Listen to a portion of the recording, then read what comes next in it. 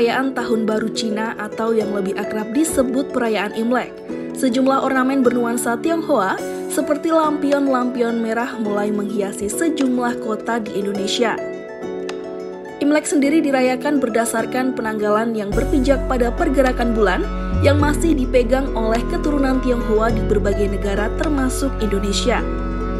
Namun dalam sejarah perayaan Imlek di Indonesia, Tahun Baru Cina ini sempat dilarang pada masa kepemimpinan Presiden Soeharto. Melalui surat perintah 11 Maret, Presiden Soeharto kala itu membuat 21 peraturan perundangan terkait warga keturunan Tionghoa di Indonesia.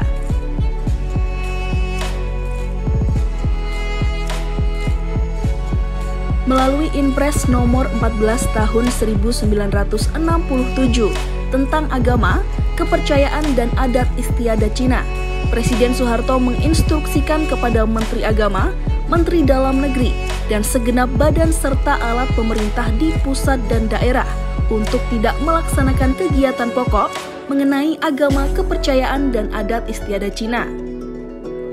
Isi dari Inpres tersebut adalah pelaksanaan Imlek harus dilakukan secara internal, tidak mencolok di depan umum, dan hanya dirayakan dalam hubungan keluarga atau personal. Akibat dari Inpres tersebut, masyarakat Tionghoa menjadi sangat terbatas dalam memperingati perayaan Imlek.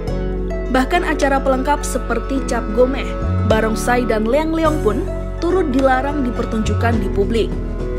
Tidak hanya hal yang berbentuk perayaan yang dilarang dipertunjukkan di depan publik, huruf-huruf atau lagu Mandarin juga tidak diberi izin untuk ditayangkan di publik. Berdasarkan 21 perundang-undangan yang berlaku kala itu, istilah Tionghoa juga berganti menjadi Cina.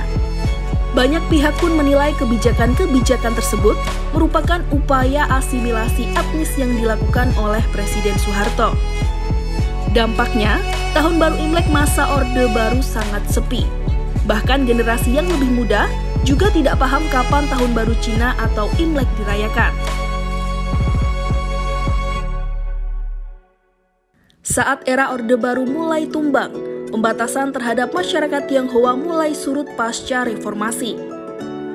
Presiden Habibie yang kala itu menggantikan Soeharto menerbitkan Inpres nomor 26 tahun 1998 yang membatalkan aturan-aturan diskriminatif terhadap komunitas Tionghoa.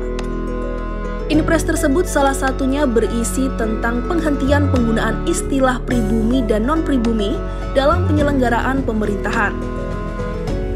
Kemudian instruksi tersebut dilanjutkan oleh Abdurrahman Wahid alias Gus Dur yang kala itu tampil sebagai Presiden Republik Indonesia menggantikan Presiden Habibie.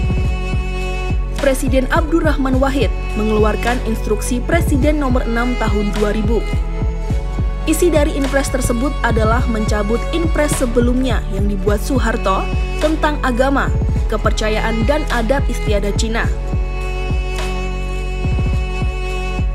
Dari awal Gus Dur tidak sepakat dengan pemikiran Soeharto yang dirasa kejam terhadap masyarakat Tionghoa hingga masyarakat Tionghoa harus mengganti identitas mereka menggunakan nama Indonesia.